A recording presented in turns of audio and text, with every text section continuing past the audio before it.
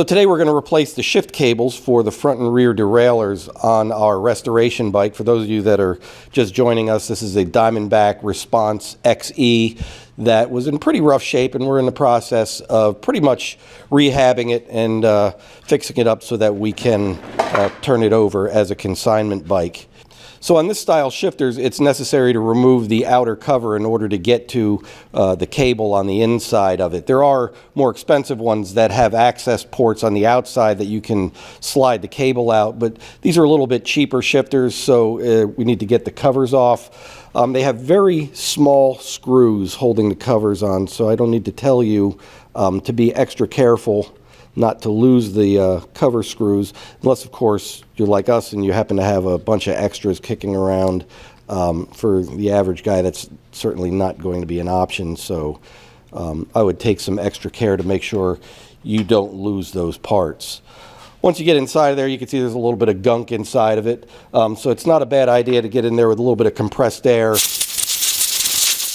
and clean it out, just in case there's any kind of debris or anything like that in there. It's also not a bad idea to hit it with a little bit of penetrating oil, since you don't get many opportunities to lube these sort of things up, and they can get bound up. We'll probably do another episode on freeing up stuck shifters, because I have seen these sort of things. The oil will start to congeal in there and will make it not work very efficiently, and we have sort of a solution for that sort of problem. But in any event, while you've got the cover off, it's a good opportunity to go ahead and get some oil in there. To remove the cable on this style, the cable is just sitting, you can see the cable end is just sitting inside of the shifter here. So we're just going to force it out. We may need a little, like a dental pick or something, to push it out. So we're just going to take a little pick and get it inside of there so that we can work the cable end out of it, and you see it'll just slide right on out, just like that. So then at this point we can go ahead and put in our new cable.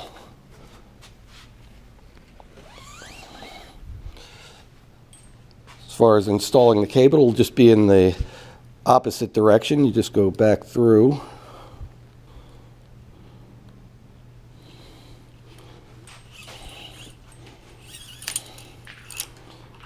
Just make sure it gets pushed all the way into its little detent that it sits in, and then it should be able to operate. I'm just putting a little bit of tension on the cable as I'm shifting it, just to make sure that it pulls back to where it's supposed to be.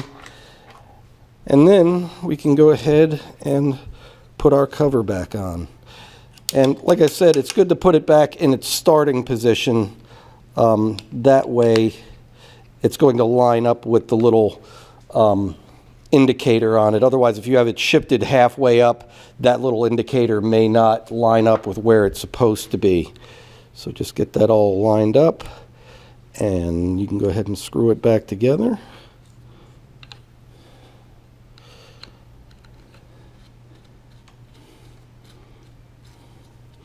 And that's one, and I would not over tighten those kind of screws. I would do them just snug. Over tightening them, eventually they get corroded in there and you'll never get them out. So not even a bad idea to go ahead and put a little bit of grease on the threads if you're concerned that the screws may get bound up in there. But just don't over tighten them. It's usually a pretty good way to avoid that. So we're just going to go ahead and repeat the same thing on the other shifter and get this sucker going.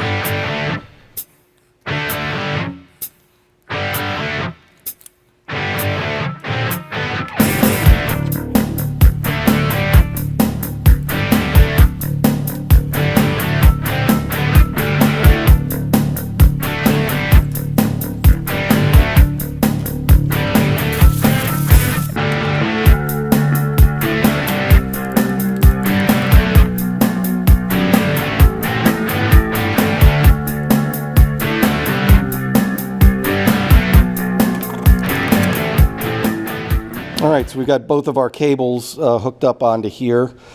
The 3-speed is going to go to the front derailleur, and the 7-speed is going to go to the rear derailleur.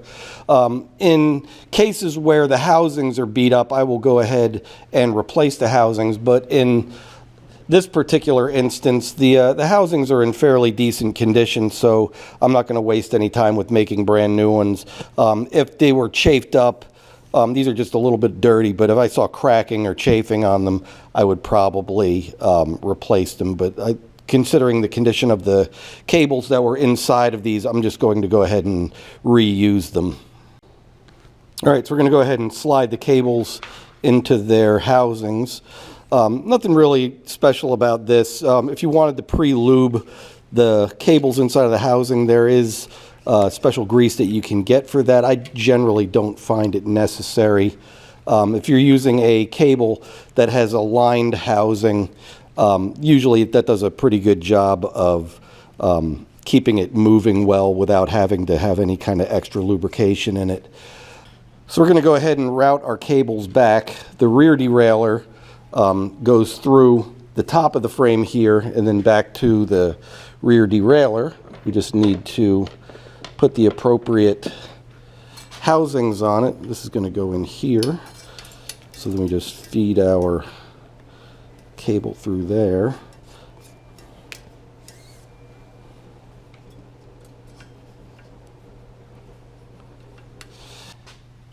And then the cable is going to route back to the rear derailleur. There's just one more housing. So there's actually 3 housings on this particular design. There's one that goes from the shifter to the front of the frame, then another one in the middle, and then the final one here on the end that goes down into the derailleur. Pretty straightforward design. You need a little bit of extra slack in there because the derailleur needs to be able to move. It will flex in a couple of different directions, so it's necessary to have a little bit of extra in there, just so long as it's not interfering with, you know, the normal operation of the bike. And then the cable is just going to be anchored to the derailleur right here. We're just going to put a little bit of tension on it. And this is just an Allen wrench, and that will lock it into place. The way I usually like to do these is once I put them on, I'll run them through their full cycle a few times, and then I will readjust the tension on it, because the cable generally tends to stretch a little bit as you use it. You can see that the derailleur is moving just fine. So we'll probably have to do a little bit of fine tuning on it, but this one is in place and ready to be adjusted. Go ahead and do the other derailleur. You can see the cable for the front derailleur routes between the rear brake cable and the rear derailleur. So all we need is a short piece of housing to go over here. So this is a top routed front derailleur. There are some derailleurs for the front that will be routed from the bottom and then up. This is a top routed one. Doesn't really make it better or worse. It just is what it is. So we can go ahead and get our cable in place. So the front derailleur can be set up either bottom or top pull. So depending on how you put the cable on there, this could work for either kind of application. For a top pull, there's sort of a lever on this side that the cable needs to be routed through. So essentially the cable will route through here, around the bottom, and then up. So it's going to loop through this.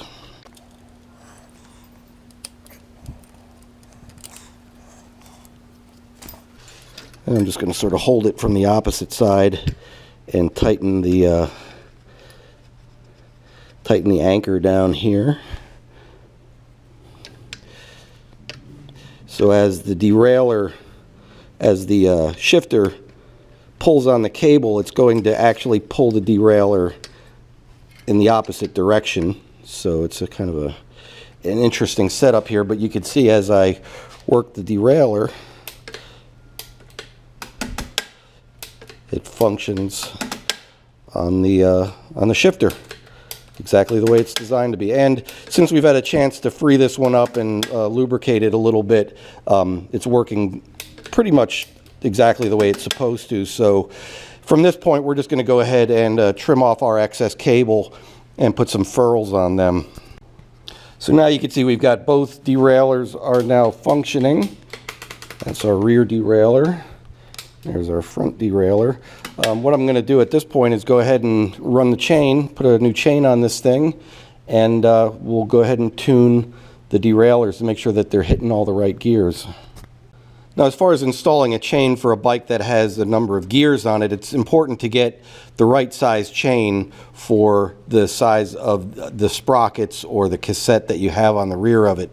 This particular one has 1, 2, 3, 4, 5, 6, 7 speeds on it. This can go up as high as I've seen 11 or 12 speeds. The thing that you need to know is that the distance from here to here is about the same no matter how many gears you have. So if you have 7, 8, 9, or 10, it's going to be the same width here. The thing is that the gears are going to get a lot closer together. So you need a narrower chain depending on the number of gears. So when you select a chain, like in this case, we're going to do an 8-speed chain on it. You can do a chain that's set up for more gears than what you have, just not less. So if this was a 9-speed cassette on the back, you couldn't use an 8-speed chain. It would be too fat and it would not fit between the cogs on the sprockets.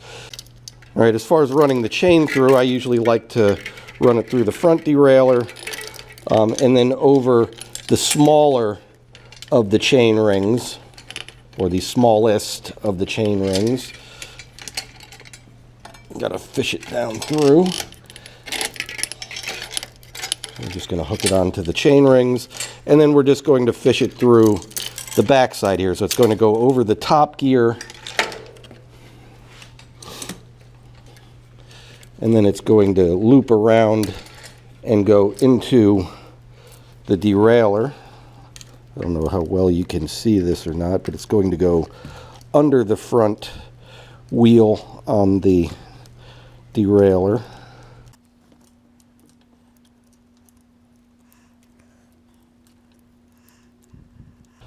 And then over the top of the bottom guide wheel.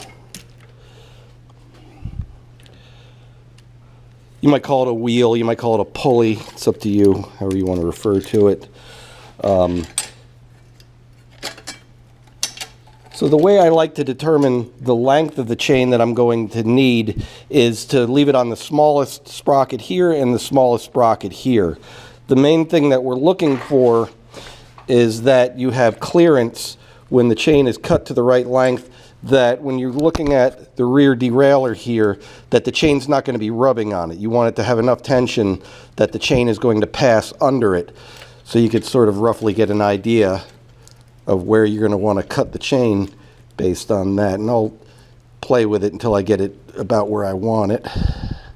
I generally don't use master links on mine because I've found master links to be, pardon the pun, but the weakest link in the chain quite often, and they do tend to break.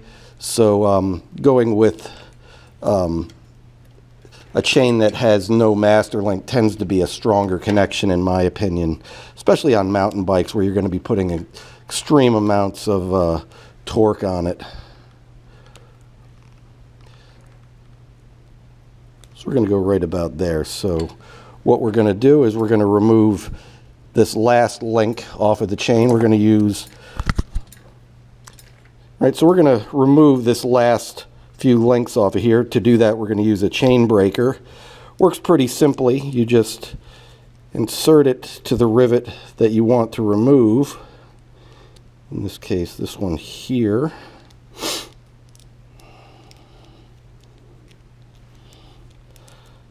And then the pin, this pin is going to push the rivet through as you tighten it up. You can see the rivet begins to push through the other side of it. And I don't like to push it all the way through. I'm only going to push it through maybe 3/4 of the way. I want to leave a little bit of a nub in there so that I've got something to hook the chain onto. So this is just going to pop off. And one other thing with a lot of these, in a lot of these cases, when you are changing out a chain, I've heard a lot of experts say that you should go ahead and change out your cassette at the same time, because the chain and the rear cassette tend to wear together, and as one ages, the other one ages. As the chain ages, it begins to stretch out, and that begins to change how the teeth are grabbing it. In the case of this particular bike, we're replacing both the chain and the rear sprocket anyway, so that's not really a consideration here. But if you were ever in the case where your chain is broken and you need to replace it, probably might be a good opportunity to go ahead and replace your rear cassette or freewheel, whichever you have on the bike. So we're going to go ahead and use our chain tool. You can see how it is now. The pin is going to force the rivet back into the chain. Sometimes you need to keep an eye on it just to see how far it's protruding through both sides, and don't force it. If the rivet is not lining up exactly with the hole, back it up, move it a little bit, get it lined up, and then push it through. But don't force it, because I've seen a lot of the time where the rivet will break the side of the chain link if you try to force it through. Now, a lot of the times when you put in a new rivet, you'll have a situation like this where it's kind of stiff and it doesn't want to move freely. Normally, no matter how you bend the chain, it should go back. So having something like this where it's staying where you leave it, it's a good idea to go ahead and loosen that link up. I do by torquing it horizontally rather than vertically. So rather than going this direction with it, I go this direction with it a few times, and that usually loosens up the link so that it's fitting right where it needs to be. And that's pretty much what we're looking for. I'm hearing the chain dragging here on the front derailleur, so we'll have to do a little bit of adjustment to that, but that's our next little part. Let's work on that next.